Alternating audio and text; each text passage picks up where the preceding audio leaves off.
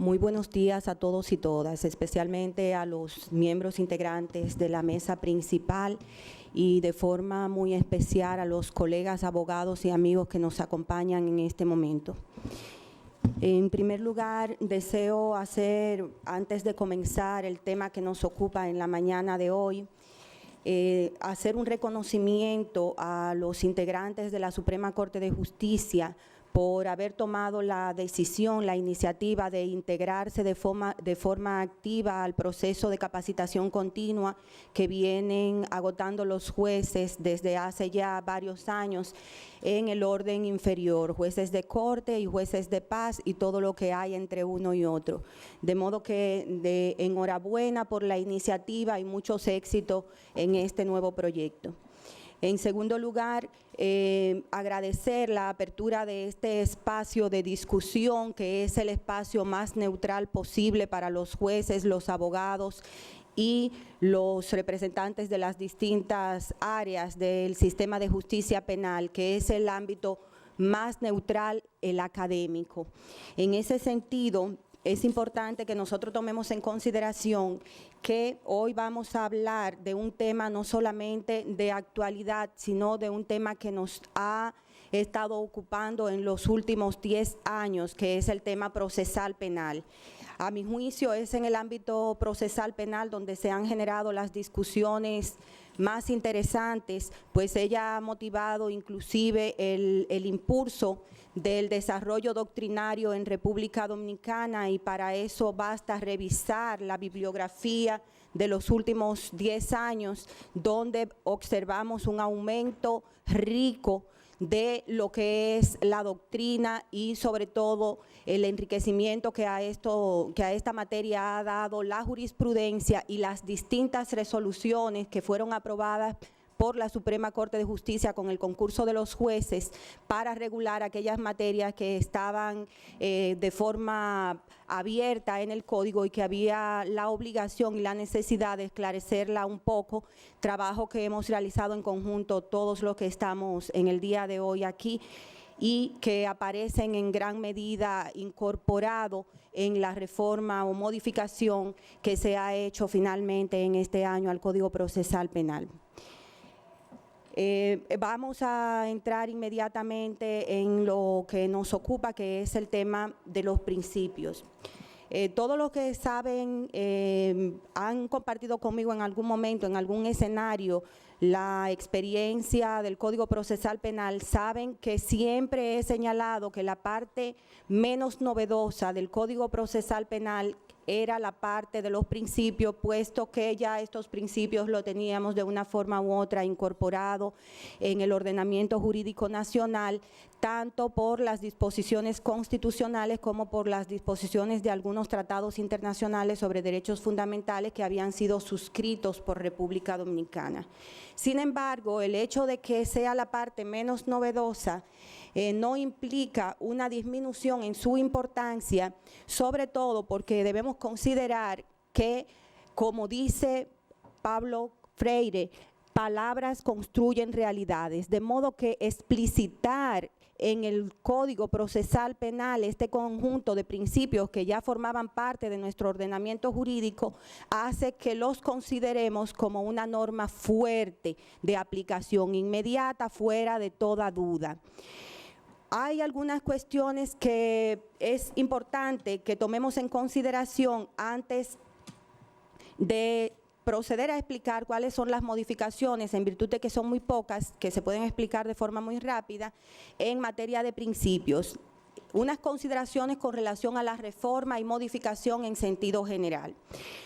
Lo primero ya lo señalaba la magistrada Miriam Germán en su intervención. Hay, a mi juicio, y veo que es compartida por la magistrada Miriam, y sé que a ella y a mí se sumarán muchísimos de los juristas que se encuentran presentes en esta sala, una ausencia de evaluación de los aciertos y desaciertos de la implementación del Código Procesal Penal, una ausencia de análisis de cuál ha sido el impacto de la nueva normativa procesal penal, cuál ha sido el nivel de aplicación real de la nueva norma procesal penal, cuál es la eficacia de las instituciones acciones que hemos estado efectivamente aplicando y qué efecto ha tenido esto en la sociedad dominicana. Por otro lado, me parece que también ha habido una ausencia de armonización y coherencia en el ordenamiento jurídico con relación a las diferentes reformas. Si bien se han incorporado algunas cuestiones que se responden a las necesidades detectadas por los jueces y los actores, en la práctica también hay una divergencia con relación a la finalidad de la norma per se, que aparece sobre todo cuando analizamos la norma en su conjunto como integrante del ordenamiento jurídico. Cada texto, cada artículo integrante de un ordenamiento jurídico que es el Código Procesal Penal, y el Código Procesal Penal como parte de un ordenamiento jurídico que es el ordenamiento jurídico dominicano. Hay también una especie de antinomia respecto a la relación existente entre el proceso penal y el aumento de la delincuencia. O sea, hemos asumido sin cuestionar efectivamente y sin hacer las investigaciones del lugar, que la sola aplicación, promulgación del Código Procesal Penal ha redundado o ha tenido como efecto un aumento en la criminalidad violenta en la sociedad dominicana, sin examinar la incidencia de otros factores que influyen en la producción del ilícito penal y en la naturaleza de los ilícitos penales que se presentan en una sociedad determinada. Está también el tema del papel de los medios de comunicación, que veo que también nos acompañan en el día de hoy, en la difusión de la norma procesal penal y el papel que han jugado los jueces en el juzgamiento, procesamiento de los ilícitos de los cuales han sido apoderados. De modo que la prensa ha reseñado de forma principal la parte negativa, la producción de la impunidad, la incidencia del Código Procesal Penal en el pronunciamiento de órdenes de libertad en la fase de investigación, sin que se examine efectivamente si una sociedad debe estar sujeta a prisión preventiva de forma mayoritaria, y sobre todo si la prisión preventiva es la forma más eficiente para garantizar la paz social en un país donde la incidencia de delitos graves y sencillos, simples, es muy elevada. ¿Qué mecanismos de política criminal debemos de implementar? ¿Qué medición para que haya una proporcionalidad? Recuerden que la norma, no solamente la penal, sino cualquier norma de derecho debe responder a las necesidades particulares de la sociedad en la que se dicta o promulga. Y por último, una errada creencia en el poder de la norma para cambiar conductas, no solamente de los ciudadanos como tal, como ocurriría en el caso de las normas penales, sino también en los actores del proceso penal. A estas alturas, después de 10 años de implementación del código, yo me pregunto si realmente hemos cambiado las prácticas procesales en los actores del sistema de justicia de conformidad a lo que fue previsto como modelo de proceso penal en el Código Procesal Penal tipo. ¿Cuáles son algunos peligros que se observan en las reformas parciales, no en las reformas integrales de la norma? Recuerden que estamos en presencia de una reforma parcial, se han modificado algunos artículos del Código Procesal Penal.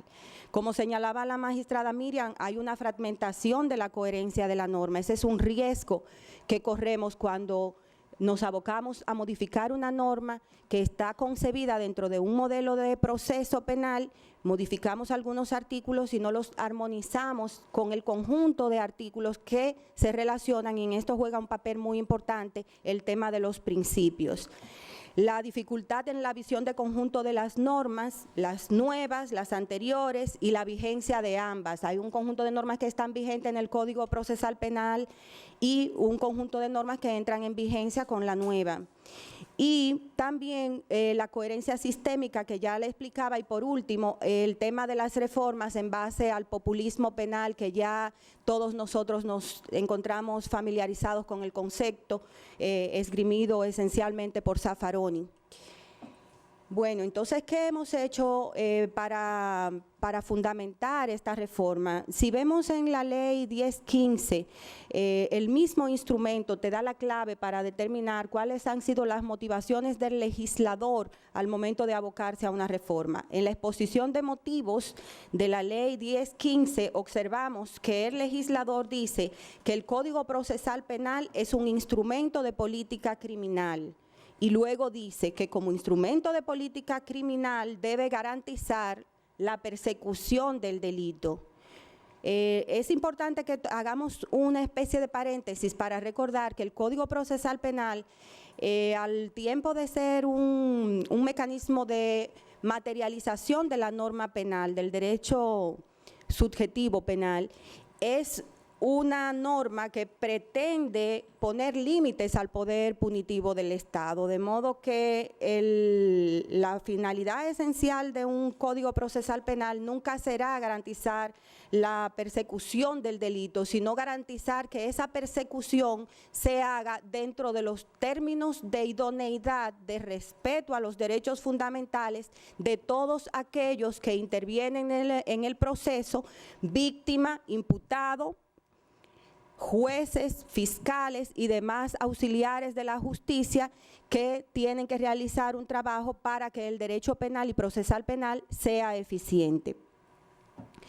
Por otro lado, vemos que también dice el legislador que el fin es contribuir a erradicar una cultura de impunidad y operar cambios en las prácticas. De ahí que es fácil concluir que el legislador está poniendo una fe, como le señalaba anteriormente, quizás excesiva en el poder de la norma para modificar conductas, sin atender que para los cambios de conducta se necesitan muchísimas condiciones, entre ellas recursos materiales y una estructura idónea que permita la independencia de todos los órganos que hagan efectiva la norma penal y procesal penal. De modo que la reforma de un sistema normativo per se no producirá grandes cambios si no se dota de la estructura necesaria para que los cambios se den. Dentro de ellos juega un papel muy importante la capacitación de los actores, que es, a mi juicio, y es un criterio muy particular, la parte que ha sido más fortalecida desde el inicio de la reforma. Entonces, ¿cuáles son las reformas que vamos a abordar? Los principios reformados, las novedades en la acción civil y penal, los sistemas alternativos al proceso, criterio de oportunidad, la conciliación y la mediación, reglas de suspensión condicional del procedimiento y las reformas respecto a las competencias. Respecto a la reforma de los principios aparecen dos modificaciones esenciales, una que tiene que ver con el principio de igualdad y otra con el principio que aparecía ya en el código anterior de los derechos de las víctimas. Ustedes recordarán que estuvimos trabajando en ese sentido durante más de 4 años con el comisionado de reforma, apoyo y modernización de la justicia, un proyecto de ley para ser presentado de defensa a víctima que tenía una visión integral de lo que es el sistema de defensa a víctima, sobre todo porque la parte más olvidada en la difusión y en la implementación del Código Procesal Penal era justamente una de las partes más novedosas, que era el sistema de defensa a los derechos de las víctimas en el proceso penal. Todo esto se rescataba en una normativa que se preparó con un cuerpo multidisciplinario, pero que finalmente no ha prosperado en el Congreso y que para alegría nuestra aparecen algunos de los principios y de los derechos recogidos dentro de la modificación que se ha realizado en la norma. Es importante que nosotros tomemos en cuenta que el tema de los principios tiene dos aristas esenciales. Una tendencia de las normas hoy en día a incluir dentro de su parte inicial un conjunto de principios que nos sirven de guía, de norte, de orientación. ¿En qué? En la interpretación y aplicación de los demás textos de esa misma norma, con la finalidad de darle un sentido común a la norma, un sentido de integridad. Y por otro lado, la tendencia de los jueces a resolver los casos, sobre todo los casos difíciles de Robert Alexy, en base a los principios. Curiosamente, primero surge la teoría de los casos difíciles, surge en la jurisprudencia, luego se traslada a la norma y ahora se baja o nuevamente a los tribunales, pero ahora a los tribunales inferiores, porque en un primer momento se concebía la idea de la aplicación de los principios para los tribunales superiores y esencialmente a los tribunales de orden constitucional. De forma expresa aparecen entonces modificados el principio a la igualdad y los derechos de la víctima, pero hay otros derechos que no voy a abundar en ellos ni voy a dar detalles porque alguno de mis compañeros lo tratará más adelante, como son el principio o derecho a la intimidad y el derecho a la libertad al modificar las reglas tanto del arresto como de la interceptación de la comunicación telefónica, el secreto de las comunicaciones y el tema de del registro y el respeto al domicilio. En cuanto a la igualdad, se agregan algunos conceptos, por ejemplo, el Código Nuevo, la nueva reforma en el artículo 2 modifica el artículo 11 para sustituir el concepto de raza por etnia y color. Ustedes saben que el concepto de raza es atribuido a la especie animal no racional. De modo que aunque lo hemos estado utilizando de forma ordinaria en la legislación, y les decía que las palabras, citando a Freire, construyen realidades, hoy en día el concepto de raza ha sido abandonado para asumirlo como etnia y como color, porque hay personas, como el caso de los dominicanos, que no estamos en ninguna etnia, nosotros somos dominicanos y tampoco tenemos color. Si ustedes ven las cédulas dominicanas, tenemos ahí de todo, aquí hay desde rubios con ojos azules hasta personas negras con rasgos africanos, entonces nosotros tenemos de todo, ¿verdad? Entonces, el dominicano, nosotros tenemos nuestro propio color y nuestra propia etnia, entonces nosotros somos una clase aparte y si salimos fuera y nos relacionamos con otras personas o aquí mismo, porque somos fuente de intercambio con muchísimas culturas y muchísimos países por el tema del turismo sobre todo, nos vamos a dar cuenta con mucha facilidad de esta realidad. Entonces la norma introduce esa pequeña modificación que aunque no es una modificación muy sensible, es una modificación. Al margen de que hay otras modificaciones que son literales, que constituyen eufemismos y como decía un lingüista amigo, los eufemismos tienen el problema de que terminan siendo contaminados por la realidad y las cosas terminan siendo lo que son, aunque la llamemos diferente. De modo que lo que hay que cambiar es las realidades para que tengamos entonces conceptos diferentes. En cuanto a los derechos a las víctimas, se incluyen como derechos asumir la propia representación, que era un derecho exclusivo de los imputados, y ser asistido por un abogado de su elección o por un abogado proporcionado por el Estado. Ustedes saben que esa es una práctica también que se viene desarrollando con la Oficina de Defensa Víctima de la Procuraduría General de la República, pero con muchísimas limitaciones como la limitación territorial, que solamente están siendo ejercidas en algunos lugares como el Distrito Nacional y el Departamento Judicial de Santo Domingo. El derecho a intervenir en el proceso penal y a ser informado de los resultados del proceso en la forma prevista en la norma. Luego aparece una reforma en el artículo 84 que incluye un catálogo de derechos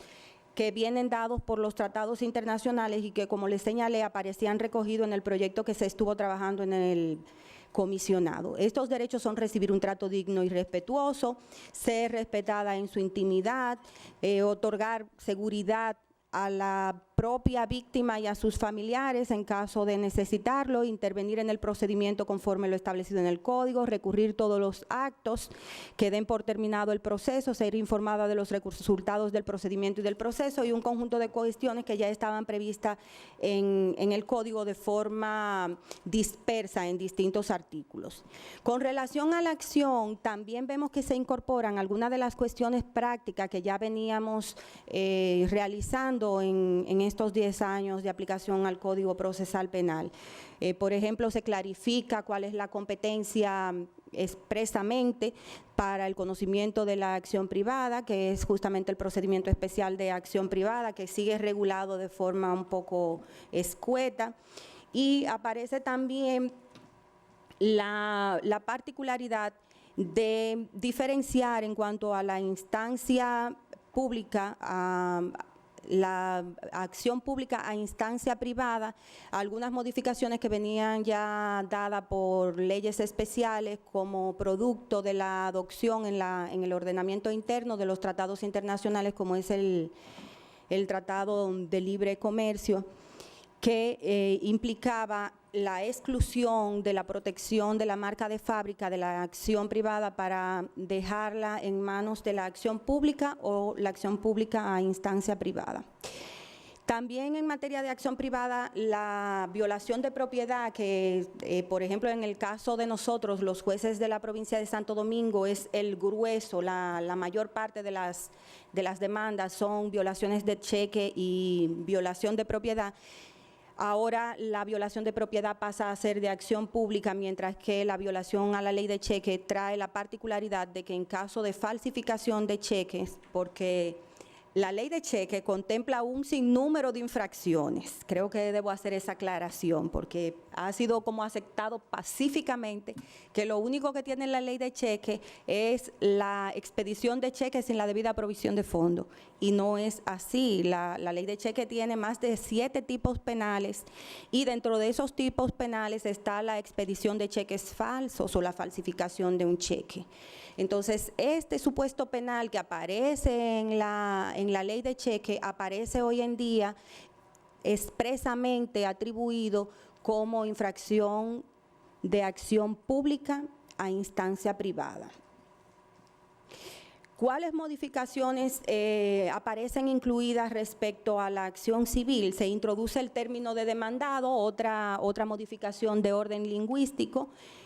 que se corresponde con el lenguaje utilizado en el derecho civil y en el proceso civil.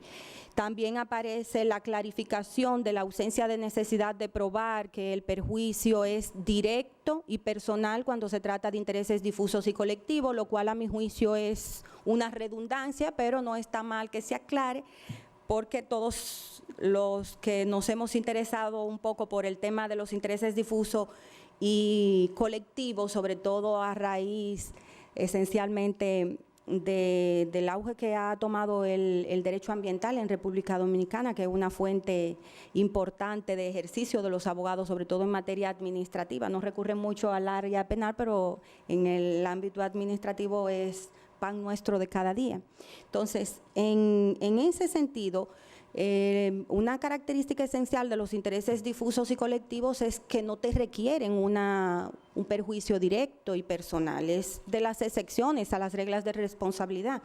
que aparecen y se debe a su propia naturaleza. Y en la nueva norma se clarifica esa situación. Y el fondo general, que todavía no está en funcionamiento, pasa del Procurador General de la República al Consejo del Ministerio Público para su administración. Ese es el fondo que se crea para resarcir los daños en caso de insolvencia y me imagino, aunque no lo he leído en ninguna parte, pero me lo imagino como una consecuencia lógica de la estructura del código, también de ahí debe salir el dinero para indemnizar a los ciudadanos que son procesados penalmente y que finalmente se determina que ha habido algún tipo de responsabilidad en el perjuicio que ellos han sufrido por el proceso penal de los actores del sistema de justicia penal. Con relación a situaciones alternas o a los procesos alternos al proceso penal, vemos que se modifica de forma sensible el tema del criterio de oportunidad, que incluye supuestos en los cuales se presume una afectación grave del interés público, lo cual es muy importante, y esta es una reforma interesantísima porque la jurisprudencia de los tribunales inferiores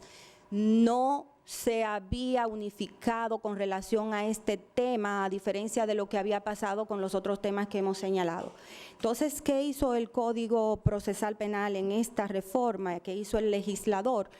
Establece algunos presupuestos en los cuales hay que presumir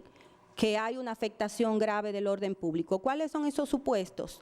Cuando se afecta la salud pública, cuando se afecta la integridad de la familia. Esto es muy importante en una sociedad machista, donde las diferencias de género permean mucho la interpretación de la norma, establecer que la integridad de la familia, es un supuesto grave de alteración al orden público, es de suma importancia. Cuando la pena imponible supera 3 años de privación de libertad y cuando se haya cometido por un funcionario público en el ejercicio del cargo o en ocasión de este. Con relación a la conciliación, que es uno de los temas que a mí más me gusta, y la conciliación y la mediación, y que siguen sin obtener un desarrollo significativo en la ley, pero que ustedes recordarán que la resolución 1029 reguló no fue porque yo trabajé en ella, porque luego me van a decir, la magistrada dijo eso porque está ahí en la comisión que trabajó la resolución. No, no es eso, sino que esa comisión se abocó a revisar todo lo que había en el país y todo lo que había en América Latina y en algunos lugares de Europa donde la justicia restaurativa ha cobrado mucha importancia como mecanismo de resolución de conflictos jurídico-penales inclusive, y se procedió a seleccionar las mejores prácticas para hacer realmente eficiente la conciliación y la mediación. Entonces, a pesar de que se modifican estos textos, la modificación no es tan sensible, solamente cambia el concepto de el presupuesto para la conciliación de perdón condicional de la pena por el que aparecía antes, que era la suspensión condicional del procedimiento, que a su vez es una forma, si no de terminar el conflicto jurídico penal, sí de atenuarlo, porque en caso de cumplimiento de las medidas quedaría evidentemente zanjado el conflicto penal. Y la otra limitación es que limita su admisibilidad, y eso va de la mano con lo que decía anteriormente con relación a la afectación del interés público. La limita en los casos de niños, niñas y adolescentes a petición expresa de la víctima o su representante legal. Aunque es un avance que a mí no me satisface por cuestiones sociológicas. Todos los que estamos vinculados al sistema de justicia penal sabemos que por una cuestión de dominación económica, de dominación social, las mujeres desisten de la acción penal cuando se trata de violencia de género o violencia intrafamiliar. Entonces, supeditar la conciliación a la petición de las partes equivale a decir que se permite, porque es lo que ocurre día a día. O sea, la incidencia de desistimiento es demasiado elevada, de modo que los efectos que esa reforma va a tener en la práctica van a ser muy mínimos en la protección de la familia y en la protección de la integridad de los niños, niñas y adolescentes, y en la protección de la integridad de la mujer víctima de violencia. Bueno, y en relación a la mediación, también se ve una pequeña modificación que faculta al Ministerio Público a solicitar asesoramiento, como ocurre en todas partes donde la mediación ha alcanzado un nivel de desarrollo, que se crea un banco de mediadores, y del banco de mediadores pueden recurrir las partes a él para asistirse en ese procedimiento de mediación, o si no, el Estado se los proporciona, aunque debo decirle que recientemente, viendo la experiencia en España, la mediación es judicial, ellos tienen su centro de mediación y lo que hacen es que tarifan la mediación por hora y ponen un límite a las secciones de mediación, después de las cuales se presume que no se va a llegar a ningún acuerdo, pero es una mediación que se pagan tarifas muy mínimas, que se carga a las partes y que inclusive tiene incentivos. Por ejemplo, si yo voy sola, si solicito sola la mediación, tiene un costo más elevado que si la solicitamos en conjunto, de modo que hay una situación que puede ayudar con el tema de los costos, porque en el derecho penal en todas partes es un derecho que afecta sensiblemente a las personas con menos posibilidades económicas. También en el tema de la prescripción de la acción penal hay modificaciones sensibles, introduciendo nuevos supuestos de imprescriptibilidad esencialmente. Y hay algo que me parece a mí que es importante y es lo último que voy a señalar, puesto que las modificaciones con la competencia, y me queda muy poco tiempo, no son tan novedosas en el sentido de que ya la Suprema Corte de Justicia las había regulado por resolución. El tema de la facultad de los jueces de paz como jueces de la instrucción y la competencia que tenían como jueces de la instrucción. El tema de la prescripción, lo más importante que me parece a mí es el tema relativo al estado de reverdía de algunos de los imputados. Y el tema del aumento a los atentados contra la vida. Yo subo audiencia, prácticamente la Corte sube todos los días, lunes a viernes, y el rol de audiencia siempre tiene 30, 32 audiencias, y 26 son homicidios. Tenemos 26 audiencias imprescriptibles ahí. O sea, me parece que es un supuesto demasiado amplio de imprescriptibilidad, porque no solamente es en el caso de la ejecución de la pérdida de la vida humana, sino también los atentados contra la vida humana. Entonces, eso abre un abanico de imprescriptibilidad demasiado elevado. Y la jurisdicción de atención permanente, que siempre debió haber sido permanente, la jurisdicción permanente debió ser permanente desde el inicio, en el sentido de ser 24/7, como dicen los muchachos jóvenes.